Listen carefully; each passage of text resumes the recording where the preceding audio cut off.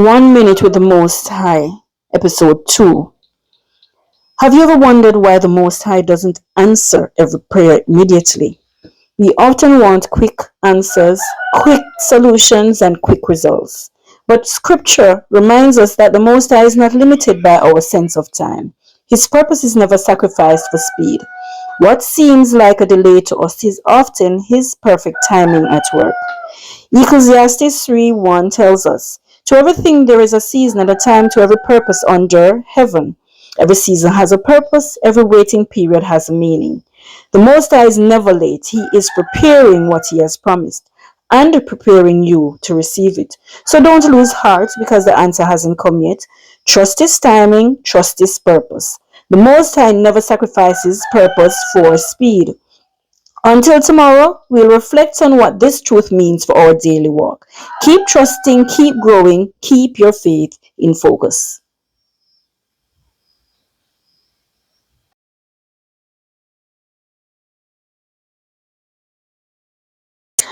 Okay, so this is day 2 of Focus in Faith. We looked at truth. Today we're meditating a bit. So we're trusting His timing. We live in a world that values speed. Faster answers, faster success, faster results. But the Most High is not in a hurry. His purpose is never rushed because His timing is never random. What feels like a delay may actually be preparation. A seed takes time to grow. Clay takes time to be shaped, and faith takes time to mature. The Most High isn't only preparing the blessing, He's preparing you to receive it. So don't compare your journey to someone else's. Trust the process, trust His wisdom, trust His timing. Today, ask yourself, am I asking the Most High to move faster, or am I allowing Him to make me stronger? Remember, the Most High never sacrifices purpose for speed. Keep trusting, keep growing, keep your faith in focus. Episode 2, Day 4. Let us walk in faith. Over the past couple of days, we have learned that the Most High never sacrifices purpose for speed. We have reflected on His timing. We have brought our hearts before Him in prayer. Now comes the question, how will I live this today? Faith is more than something we believe. Faith is how we choose to live. It is trusting the Most High before the answer comes. It is obeying Him when the path isn't fully visible. Noah built before the rain. Abraham left before he knew the destination. Ruth stayed when it would have been easier to leave. Their faith was seen in what they did. Today, choose one step of obedience. Be faithful where the Most High has placed you. Trust His timing more than your own. And remember, every faithful step is preparing you for His purpose. Until our next episode, walk by faith, remain steadfast, and keep your faith in focus. My own story of faith has been one of struggle. Struggling to put aside worry and just depend on the Most High to walk with you and move ahead of me. Faith moves while we wait. Faith is a verb, not a noun. It is not something I have tucked away like a coin in a pocket, taken out only when the offering plate passes. It is something I do in the dark, when the ground gives no answer back, when the field is dry and the promise feels far. Faith is descriptive. It describes the hand that keeps planting after the last harvest failed. It describes the knee that bends before the answer comes, not after. It describes the mouth that says Yahuwah is good, while the evidence is still uncertain. Unknown would sit still, unknown would wait to be discovered, already finished, already whole. But faith moves, faith bends towards the unseen reaches. Faith is the verb my life keeps conjugating. Past tense in every trial I survive, present tense in the one I'm in now. future tense in the ground I haven't broken yet. I did not find faith, I am doing faith.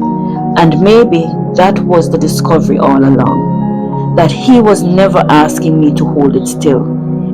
He was asking me to walk in it. Every day for me is a struggle to keep trusting, keep growing. I'm hoping sharing my journey will help you to keep your own faith in focus. I've heard a lot about Cape Coast Castle, its purpose on the shores of Cape Coast, Ghana. But let's not forget Elmina Castle. Elmina Castle stands 8 miles from Cape Coast Castle. Standing on the coast for more than 5 centuries, this fortress holds a story the world must never forget. Elmina Castle is more than stone and mortar. It is a silent witness to foreign conquest, the pursuit of wealth, and the suffering of countless Africans whose lives were forever changed in these walls. Behind these walls, men, women, and children were confined in dark dungeons, waiting, not knowing when they would see the light again, not knowing that many would soon begin a journey from which they would never return. From these dungeons, they emerged in chains, freedom taken, their families separated. Human beings, created in the image of the Most High, were treated as property instead of people. Then came the ships, bound for distant lands across the Atlantic. They carried countless captives away from the shores of Africa. For many, this was the last glimpse of their homeland. Across the ocean, men, women, and children were bought and sold. Sale notices listed human beings as though they were livestock or merchandise, assigning prices instead of recognizing their God-given dignity.